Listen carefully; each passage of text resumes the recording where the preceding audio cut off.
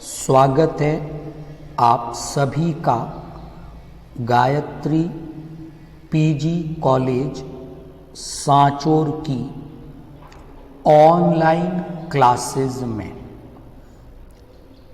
आज हम लोग बात करेंगे एमएससी फाइनल जूलॉजी के एक टॉपिक के बारे में। और आज जो टॉपिक हम लोग डिस्कस कर रहे हैं वो है एम्फीबियंस में पेरेंटल केयरिंग।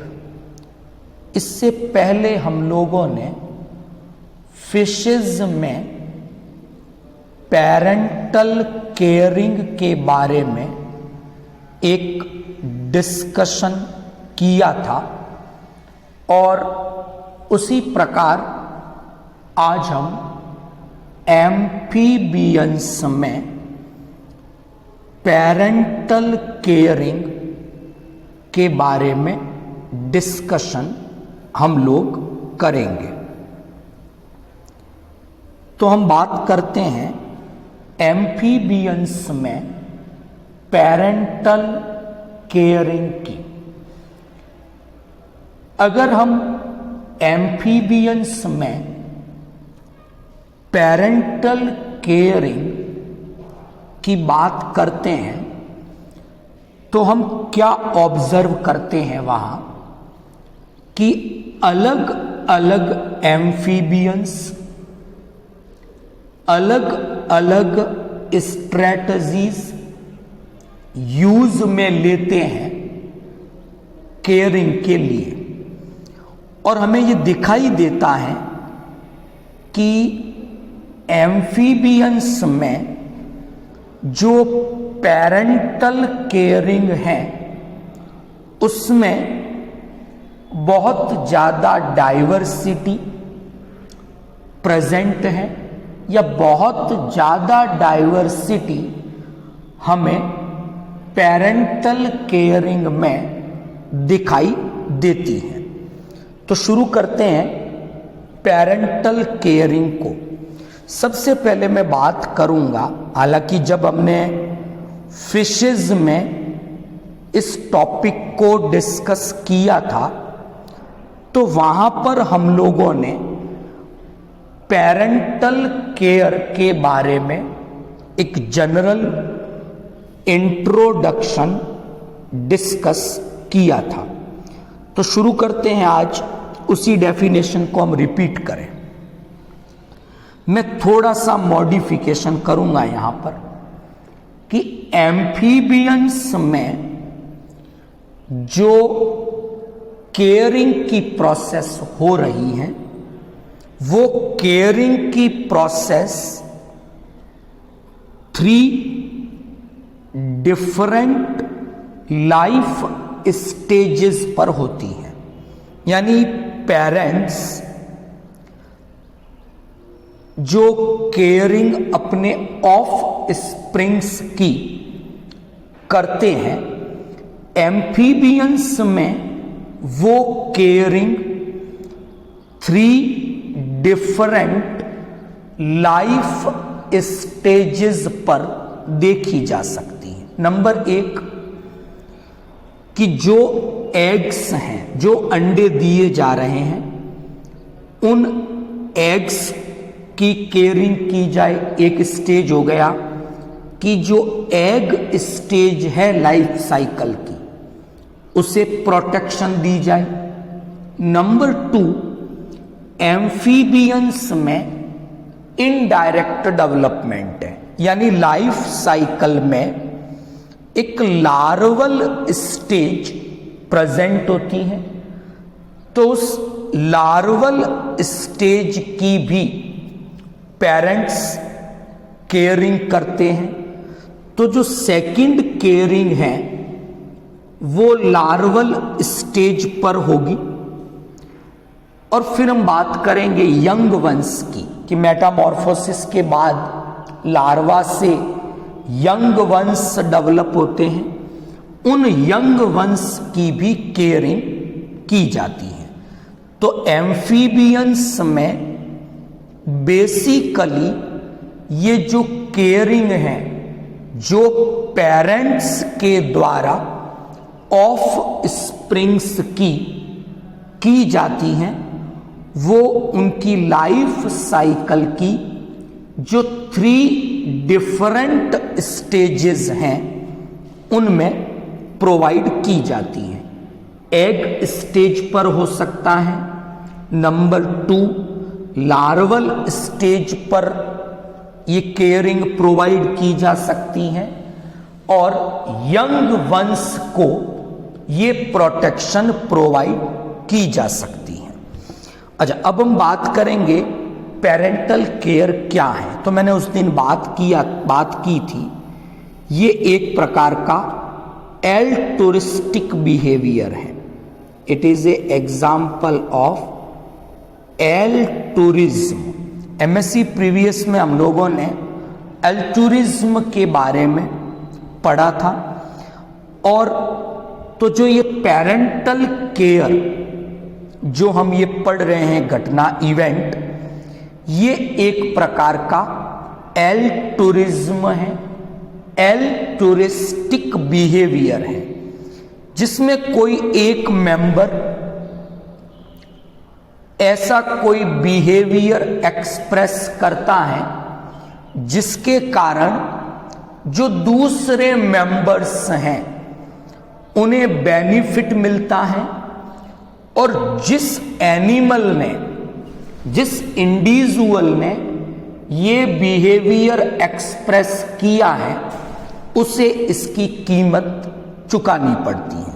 उसे हम एल्टुरिस्टिक बिहेवियर कहते हैं। तो पेरेंटल केयर भी एक प्रकार का एल्टुरिस्टिक बिहेवियर है, जिसमें पेरेंट्स अपनी एनर्जी, अपना टाइम कंज्यूम करते हैं अपने ऑफ स्प्रिंग्स की केयरिंग के लिए।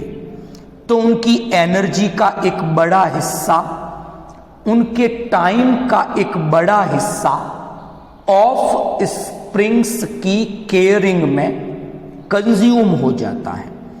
तो यहां पर पेरेंट्स ने इस केयरिंग की कीमत चुकाई, एनर्जी की फॉर्म में और टाइम की फॉर्म में। लेकिन जो ऑफ स्प्रिंग्स हैं उनको इस पेरेंटल केयरिंग से बेनिफिट हुआ, उन्हें प्रोटेक्शन मिली, एक तो प्रेडेटर्स से कि जो भी उनके नेचुरल एनिमीज हैं उनसे प्रोटेक्शन मिल गई। नंबर 2, जो अनफेवरेबल कंडीशंस हैं उससे भी उन्हें प्रोटेक्शन मिल गई।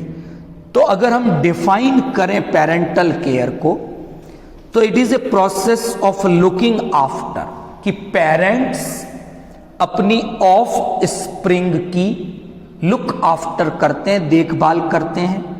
वो एग्स फॉर्म में हो सकता है, यंग वंस स्टेज में हो सकती है, या लार्वल स्टेज में हो सकती है। और ये केयरिंग तब तक प्रोवाइड की जाएगी जब तक कि वो ऑफ स्प्रिंग खुद इंडिपेंडेंटली अपने प्रीडेटर्स का सामना नहीं कर पाए और अनफेवरेबल एनवायरमेंटल कंडीशंस का सामना ना कर पाए। इस प्रोसेस को पेरेंटल केयर के नाम से जाना जाता है। क्लियर? तो पेरेंटल केयर की एक डेफिनेशन हमने यहां पर डिस्कस की। अब आगे बढ़ते हैं हम। एम्फीबियंस में हमने कहा बहुत डाइवर्सिटी है। तो बेसिकली हमें, जब हम एम्फीबियंस में पेरेंटल केयर की स्टडी करते हैं तो वो हमें कौन सी स्टेजेस पे दिखेगी।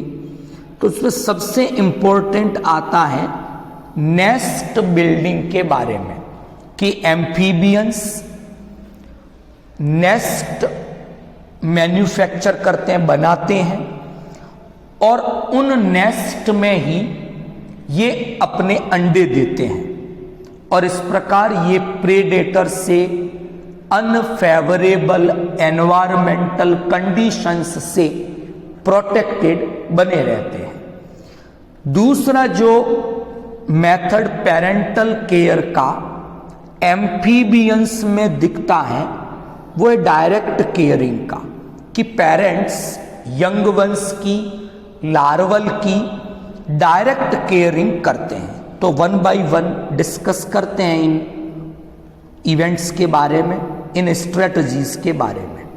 सबसे पहले मैं बात करूंगा शेल्टर की।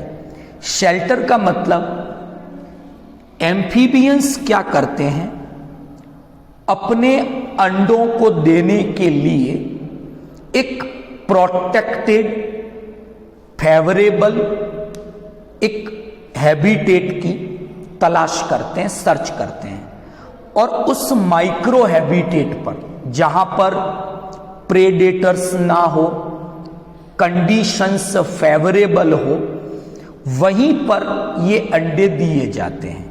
तो शेल्टर्स में पहली बात हम डिस्कस करेंगे सिलेक्शन ऑफ साइट की। जनरली एम्फीबियंस ऐसे किसी माइक्रो हैबिटेट को सर्च करते हैं अंडे देने के लिए। एक तो वो वाटर के पास होना चाहिए, नियर द वाटर सोर्स। दूसरा वहां पर सफिशिएंट अमाउंट में मॉइस्चर, नमी होनी चाहिए। और तीसरा, ये जो एरिया है वो जनरली प्रोटेक्टेड होना चाहिए, यानी प्रेडेटर्स के आने के चांसेस वहां मिनिमम हो। तो यहां पर ये सिलेक्शन ऑफ साइट डिसाइड की और इन्हें शेल्टर्स, यहां पर वो अपने अंडे देंगे। कुछ ऐसे भी एम्फीबियंस है, जैसे ट्री फ्रॉग की बात करें, हाइला की कुछ स्पीशीज हैं, ये अपने अंडे एक्वेटिक प्लांट्स की लीव्स पर देते हैं। और ये प्लांट्स की लीव्स एक्वेटिक वाटर यानी रिवर है, पॉन्ड है, उस पर लहरा रही, झूल रही होती हैं, वहां पर ये अपने अंडे दे देते हैं। तो इस प्रकार सिलेक्शन ऑफ साइट, अंडे देने के लिए एक सुरक्षित नमी युक्त स्थान का चयन किया जाता है और वहां ये अपने अंडे देते हैं। दूसरी हम बात करेंगे कि कुछ ऐसे एम्फीबियंस भी हैं, वो एक टेरिटरी बनाते हैं, एक पर्टिकुलर एरिया में उन्होंने एग्स दिए, फिर जो मेल और फीमेल हैं वो अपने एग्स की गार्डिंग करती हैं, उनकी देखभाल करती हैं, उनका ध्यान रखती हैं कि वहां पर कोई प्रेडेटर्स तो नहीं आ रहे हैं। तो इस प्रकार मेल और फीमेल एम्फीबियंस टेरिटरी बनाती हैं और अपने एग्स जो दिए गए हैं उनकी रेगुलर मॉनिटरिंग करती है।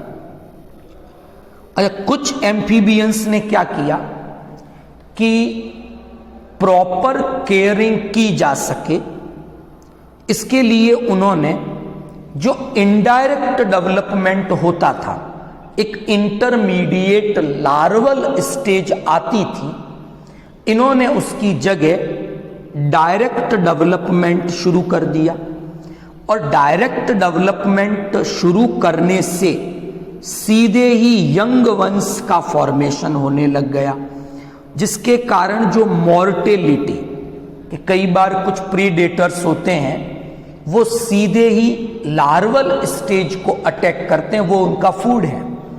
तो ऐसी कंडीशन में जब डायरेक्ट डेवलपमेंट होगा, लार्वल स्टेज बनेगी ही नहीं, सीधे ही यंग वंस बन जाएंगे, तो जो मॉर्टेलिटी, जो प्रीडेटर्स से खतरे की संभावना थी वो कम हो जाएगी।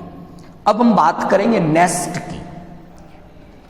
बहुत सारे ऐसे एम्फीबियंस हैं जो डिफरेंट टाइप के नेस्ट बनाते हैं और ये नेस्ट, इन्हीं नेस्ट में एग्स दिए जाते हैं और इस प्रकार ये नेस्ट इन एग्स को प्रोटेक्शन प्रोवाइड करते हैं।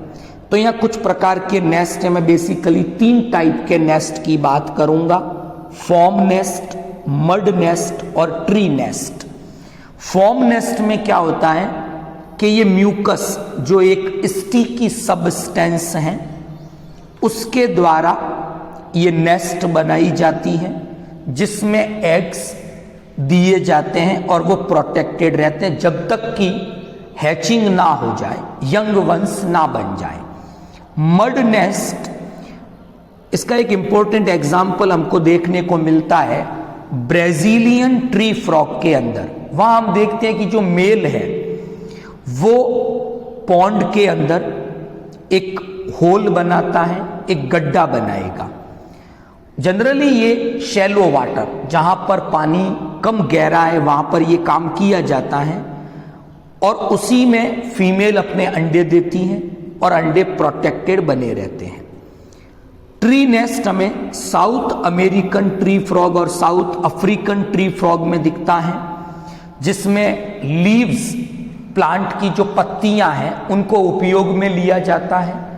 क्लोएका का एक स्टिकी सब्सटेंस है जो ग्लू की तरह, गोंद की तरह काम करता है, इन पत्तियों को जोड़ता है और इस प्रकार एक ट्री नेस्ट का निर्माण अमेरिकन ट्री फ्रॉग के द्वारा किया जाता है। अच्छा, इसके अलावा अब डायरेक्ट केयरिंग की बात करेंगे। ये हमने शेल्टर की, नर्सरी की और नेस्ट की बात की। अब हम बात करेंगे कि पेरेंट डायरेक्ट ही केयरिंग कर ले, तो इसमें कुछ मेथड्स हम डिस्कस करेंगे। जैसे कई बार फीमेल क्या करती हैं, एग्स दिए और उन एग्स के चारों ओर कॉइलिंग कर देती। ऐसा हमें एम्फीयूमा में, कॉन्गो ईल में देखने को मिलता है और ये तब तक उन अंडों के चारों ओर कॉइलिंग करके रखती हैं जब तक कि उन एग्स की हैचिंग ना हो जाए, यंग वंस ना निकल जाए।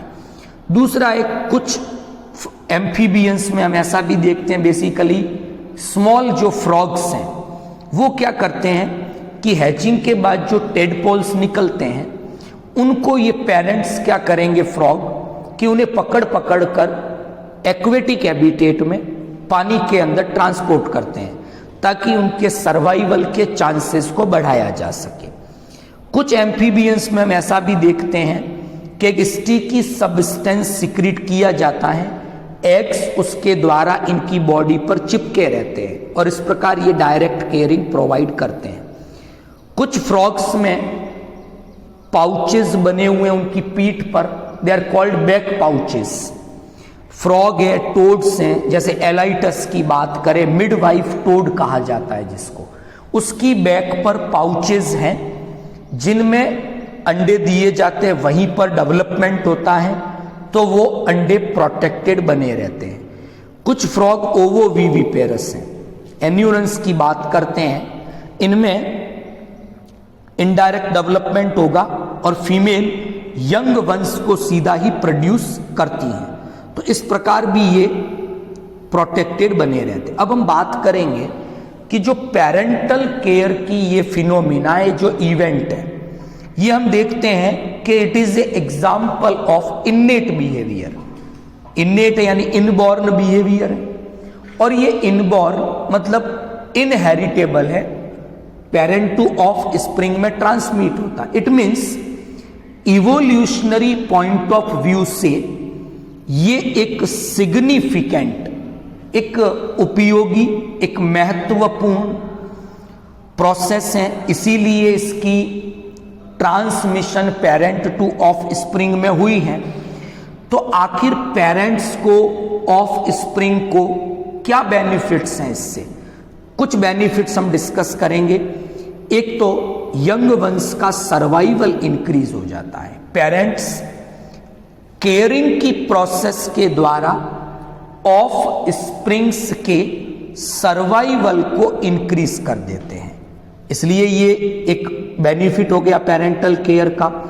दूसरा, पेरेंटल केयर के कारण ऑफ स्प्रिंग की जो क्वालिटी है वो और बेटर हो जाती है, क्योंकि प्रॉपर केयरिंग मिलने से, प्रॉपर पेरेंट के द्वारा उसकी केयरिंग होने से जो ऑफ स्प्रिंग से इनकी क्वालिटी बेटर होती है, क्योंकि इनका डेवलपमेंट बेटर हुआ है, जिसके कारण इनका सर्वाइवल तो बढ़ेगा ही, साथ में इनकी रिप्रोडक्टिव कैपेसिटी भी बढ़ेगी।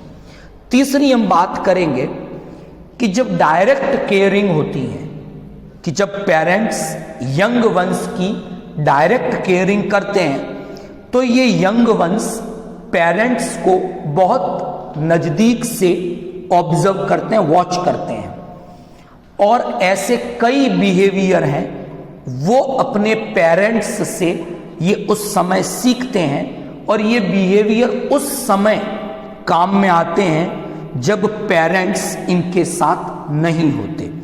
तो ये कुछ बेनिफिट्स हमने डिस्कस किए पेरेंटल केयर के, लेकिन लॉस भी हैं। हमने कहा कि पेरेंट्स अपनी एनर्जी का एक बड़ा हिस्सा, अपने टाइम का एक बड़ा हिस्सा इस केयरिंग में कंज्यूम करते हैं, जिससे उनके सर्वाइवल के चांसेस कम हो जाते हैं। रिप्रोडक्शन जिस स्पीड से होना है, जितनी बार लाइफ साइकिल में होना है, वो कम बार होगा। तो ये कुछ लॉस भी हैं पेरेंटल केयर के, लेकिन बेनिफिट्स ज़्यादा हैं। इसलिए ये process continuously parent two of spring में ट्रांसमिट होती हैं, और इस प्रकार एनिमल्स अपने ऑफ स्प्रिंग के सर्वाइवल के चांसेस को इंक्रीज कर देते हैं। तो आज का लेक्चर आपको इजीली समझ में आया होगा। वीडियो को ज़्यादा से ज़्यादा लाइक और शेयर करें। Thank you all of you.